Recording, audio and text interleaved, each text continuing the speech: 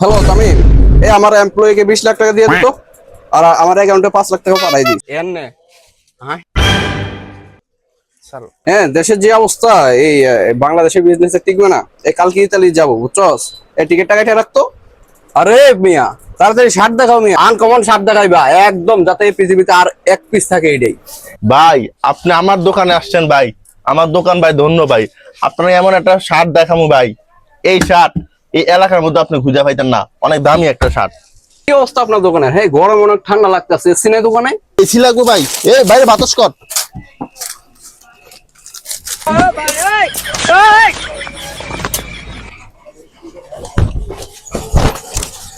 আরে ভাই, কি শার্ট এই দেখাই? দেখেন ভাই শার্ট, আরো আনকমন চিজ বার করেন।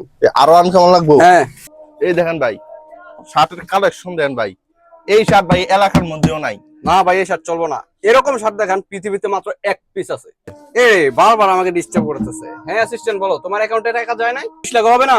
আচ্ছা, তোমার অ্যাকাউন্টে 2 কোটি টাকা পাঠাই দিছি। ওকে রাখো, কল দিও না বারবার, বিজি থাকি। এটা আপনার পছন্দ না ভাই?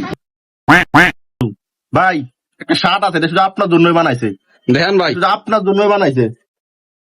এই দেন ভাই, দেন ভাই, বলা ভাই, গায়ে দেন।